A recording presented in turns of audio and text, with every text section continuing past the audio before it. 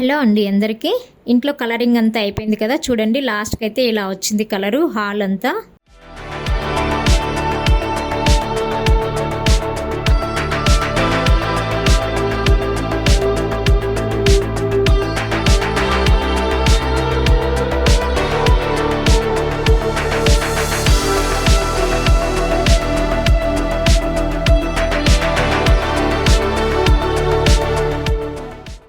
So next వచ్చేసి బండలు polish చేయించాలి.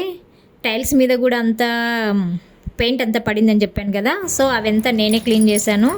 లాస్ట్ వీడియోలో చూపించాను కదా, నేను వాళ్ళు వచ్చి క్లీన్ చేసేంత వరకు కూడా నాకు మనసు ధరించట్లేదు, నేనే క్లీన్ చేశాను అనేసి. చూడండి ఇలా క్లీన్ చేసుకున్నాను మొత్తము.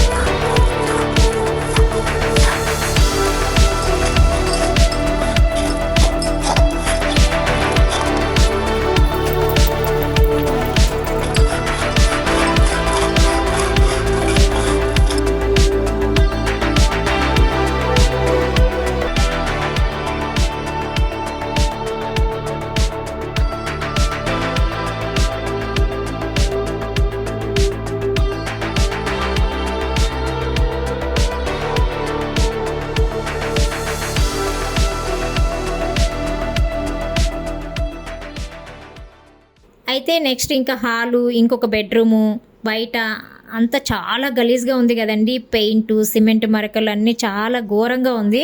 సో అందుకని పాలిషింగ్ చేపిస్తున్నాము. ఆల్రెడీ నేను పాత వీడియోస్లలో చెప్పాను, ఇది పాలిష్ చేపిస్తే కానీ రావంటాయి బండలు అనేసి.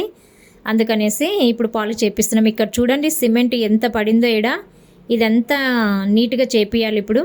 ఇక్కడ చూడండి, బయట చూడండి అసలు ఎంత ఘోరంగా ఉందో.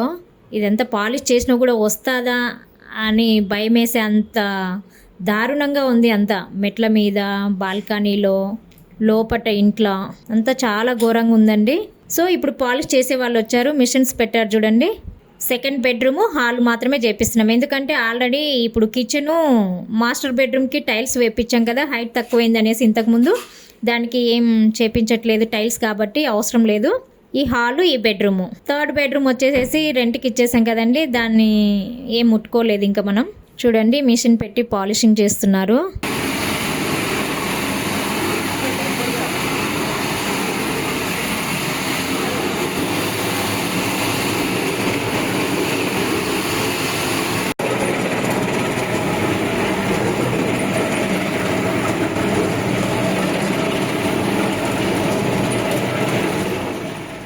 అయితే అక్కడ చూడండి మళ్ళీ వాళ్ళ ఫ్రిడ్జ్ అడ్డం వచ్చింది. నాకు కోపం వస్తుంది. ఎందుకంటే చెప్పిన కదా, మా వస్తువులే మాకు ప్లేస్ సరిపోవట్లేదంటే దాంట్లో అటు జరిపి ఇటు జరిపి అక్కడికి వాళ్ళ బీరువాని తీసి బయట బాల్కనీలో పెట్టేసినాం. ఎవరు జరుపుతారండి? ఇక్కడ ఏం పనులు ఉన్నారా చేయడానికి? మన పనులు చేసుకోవడానికే మనకు టైం సరిపోవట్లేదు. సో ఇట్లా ఫస్ట్ ఒక కోటింగ్ అయితే చేశారండి. చూడండి ఎట్లా వచ్చిందో.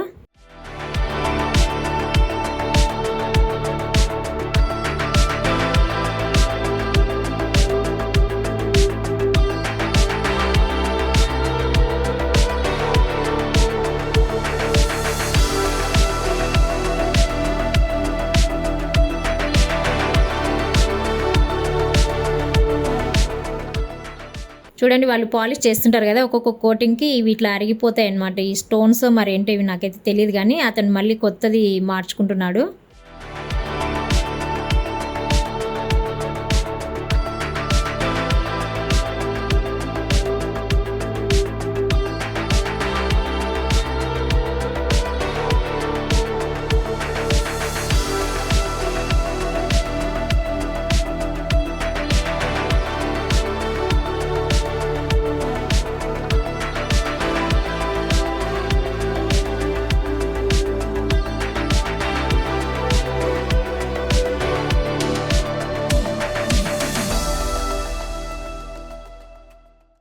ఇది అంత పెయింట్ వేపియక ముందు పాలిషింగ్ చేయించుంటే బాగుండేది. శ్రీకాంత్ అన్నాడు, మేడం ముందు పెయింట్ వేసిన తర్వాతనే చేయించుకుంటే పెయింట్ మరకలు అవన్నీ పోతాయి మేడం అనేసి చెప్పిండు. అంటే వాళ్ళకి ఏడ పని అవుతుందో అనేసి అలా చెప్పిండో ఏమో మరి. మొత్తం గోడకంతా చిడుతుంది. అక్కడికి అతను క్లీన్ చేస్తూనే ఉన్నాడు ఎప్పుడప్పుడు.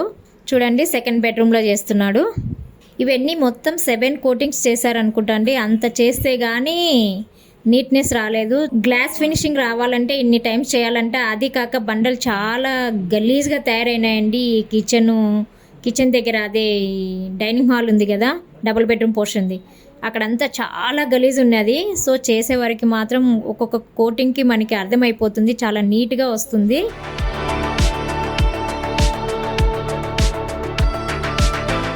సైడ్స్ కటింగ్ పట్టీలు కూడా చేస్తున్నారు చూడండి, దాంతో చిన్న మిషన్ తోటి.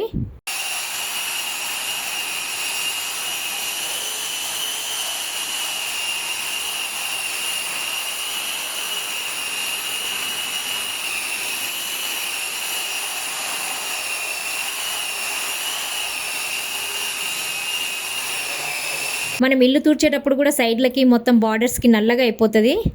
సో అందుకని అవి కూడా మొత్తం క్లీన్ చేస్తున్నాడు. ఇక్కడ బండలు వేయించాం కదండి, ఈ బండలు చూడండి, మా బిల్డర్ అంకులే మళ్ళీ బండలు కూడా తెప్పించాడు. సరిపోనంత బండలు తెప్పించేసిండు ఆ అంకుల్. మళ్ళీ ఇక్కడ కూడా మొత్తం అన్నీ చిన్న చిన్న ముక్కలు వేయాల్సి వచ్చింది లాస్ట్లో. ఒక్క బండ ఎక్స్ట్రా తీసుకొస్తే ఏం పోతుంది మా అంకుల్ అయినా కూడా. ఇక్కడ చూడండి బార్డర్ కనిపిస్తుంది కదా, ఇంతకుముందు డబుల్ బెడ్రూమ్ పోర్షన్ ఉన్నప్పుడు దానికి తగ్గట్టు ఈ బార్డర్ వేశారు. మేము మళ్ళీ మొత్తం తీపిచ్చి వేపియాలంటే మళ్ళీ చాలా ఖర్చు వస్తుంది అనేసి ఉన్నదాన్ని ఉంచేసాము. కాకపోతే ఆ చివరి నుంచి ఇక్కడ దాకా వచ్చింటే చాలా నీట్గా ఉండేదేమో. ఇంకా ఇవన్నీ దేవుడి రూము, కిచెన్ ఉన్నది కాబట్టి ఆ ప్లేస్కి తగ్గట్టు ఇంకా బండలన్నీ వేసేసాం. So అట్లుందనమాట hall.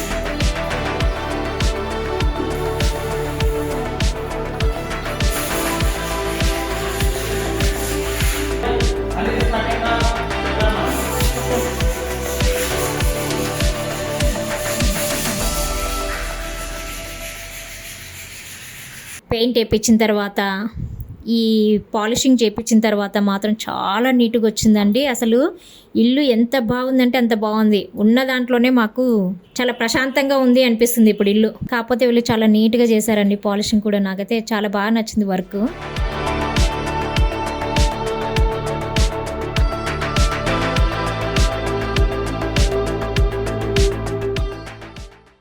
నెక్స్ట్ డే వచ్చేసి బయట పాలిష్ చేస్తున్నారండి. బయట అయితే బ్లాక్ గ్రానైట్ వేపించాము. దాని మీద చూడండి ఎంత తెల్లగా మరకలన్నీ పడ్డాయో. ఇదంతా వస్తుందో రాదో అనేసి చాలా టెన్షన్ ఉండే. కాకపోతే చాలా నీట్గా చేస్తున్నారండి వర్క్ వీళ్ళు.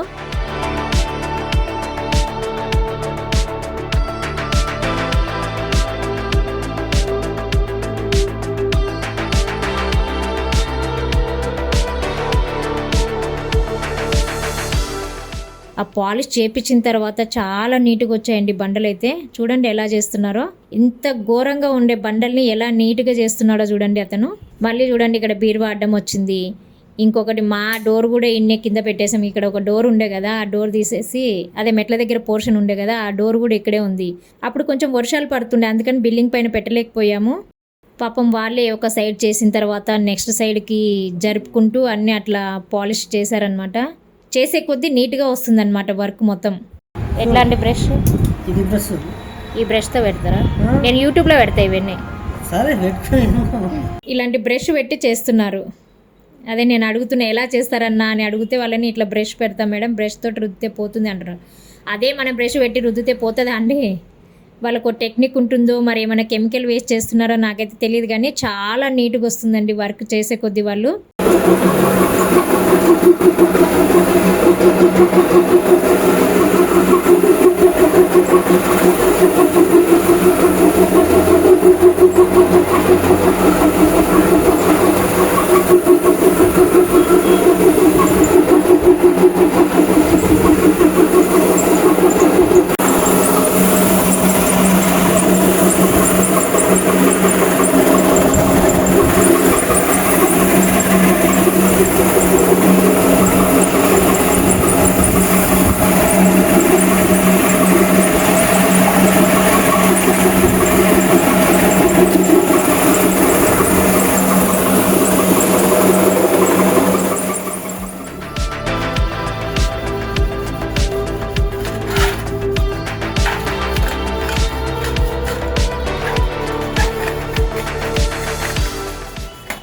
రేలింగ్ మీద ఇక్కడ మెట్ల వరకు ప్లస్ ఈ బాల్కనీ వరకు మొత్తం ఇవంతా వాళ్ళే క్లీన్ చేశారు.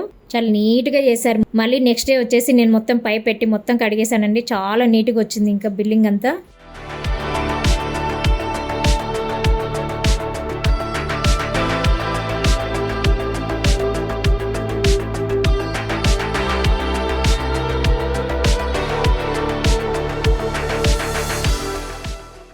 ఇక్కడ చూడండి లాస్ట్ ఇంకా అంత ఇంట్లో బయట అంత పాలిష్ చేసిన తర్వాత స్టవ్ గట్టు వేసినప్పుడు కొంచెం ఏమన్నా అది బండ గ్యాప్ ఉందో ఏమో, సరిగ్గా బ్లాక్ సిమెంట్ పెట్టినట్లేరు.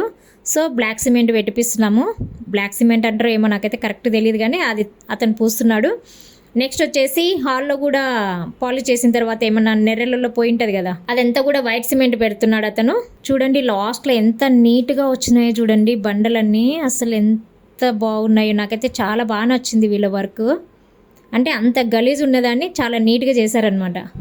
చూడండి ఈ వస్తువులు అడ్డం ఉన్నాయి కానీ లేకపోతే చాలా నీట్గా కనిపిస్తుందండి. మొత్తం బాల్కనీ చాలా పెద్దగా ఉంది కదా, నాకు తెలిసి 6 feet అనుకుంటా అండి ఇది వెడల్పు మామూలుగా. ఇక్కడ కూడా రేలింగ్ కట్టారు కదా మొత్తం, ఇది కూడా కాంపౌండ్ వాళ్ళు, దానికే సగం పోయింది. సో 5.5 అట్లా ఉండొచ్చు అనమాట నాకు తెలిసి. పాలిష్ చేసేవాళ్ళు ఇంకా వర్క్ అయిపోయింది అనేసి వాళ్ళ సామాన్లు వాళ్ళు తీసుకెళ్తున్నారు. నెక్స్ట్ డే వచ్చేసేసి గ్లాస్ ఫిట్టింగ్ చేస్తున్నారండి.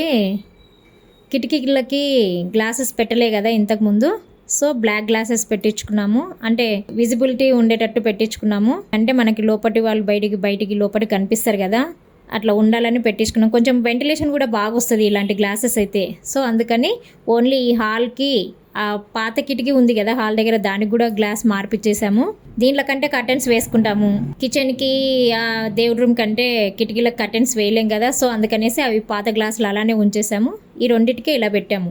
నాకైతే ఇక్కడ పెద్ద కిటికీ పెట్టియాలని ఉన్నదండి, చెప్పాను కదా. కాకపోతే అదే నెక్స్ట్ ఫ్యూచర్లో సంవత్సరానికో 6 నెలలకో 2 ఏళ్ళకో ఎప్పుడో మాకు వీలున్నప్పుడు పైన కట్టుకుంటే, ఒకవేళ ఇక్కడ డోర్ పెట్టించాలి అనే ఒక థాట్ తోటి నేను చిన్న కిటికీ పెట్టించాను, కానీ లేకపోతే పెద్ద కిటికీ పెట్టించాలని ఉండే. నాకు గాలి వెలుతురు బాగా వస్తాయనేసి అలా పెట్టిద్దాము అనే ఐడియా ఉండే. చూడ్డానికి కూడా గ్రాండ్ లుక్ ఉండేది. ఇలాంటివన్నీ పెట్టించుకోవాలంటే ఏ 5th 6th ఫ్లోర్లో ఉంటే ఆ లుక్ వేరే వస్తుంది మనం పెద్ద కిటికీ పెట్టిస్తే. కాకపోతే మనకున్న దాంట్లో మన బడ్జెట్లో మేము ఇలా చేయించుకుంటున్నాము. అన్ని థాట్స్ ఉండే కానీ ప్రస్తుతానికైతే అవన్నీ ఏమి ఇది కావట్లేదు. ఈ కిటికీకి గ్లాసెస్ పెట్టిస్తున్నాము. ఇదండి మా ఇంట్లో ఈరోజు బండలు పాలిషింగ్ చేయించడము, అలాగే కిటికీలకు గ్లాస్ పెట్టించడము అన్నీ ఆల్మోస్ట్ కంప్లీట్ అయిపోయినట్టే వరకు. కాకపోతే బ్యాక్ సైడు ఇంకా ఫ్రంట్ సైడు మొత్తం కొంచెం కలర్ వేయించాలి. ప్రస్తుతానికి అవన్నీ ఏం ముట్టుకోవట్లేదు. ఏం ముట్టుకున్నా సరే వేలలో లేసిపోతున్నాయండి పైసలు. మనం తిరిగే ప్లేస్ అంతా బాగుండాలి అనేసి ఫ్రంట్కి లోపల మొత్తం వరకు వేయించుకున్నాము కలర్స్. సో ఇప్పుడైతే ఇల్లు చాలా నీట్గా వచ్చింది. మీకు ఎలా అనిపించిందో నాకు కామెంట్ చేయండి. ఆల్మోస్ట్ ఇంకా ఇంటి వర్క్ అయిపోయినట్టే. ఇంకా ఒకవేళ బయట ఏమైనా కలర్ వేపిస్తే ఆ వీడియోస్ కూడా నేను నెక్స్ట్ అప్లోడ్ చేస్తాను. కాకపోతే ఇప్పుడు అప్పుడే కాదు అది. ఓకే అండి, బాయ్.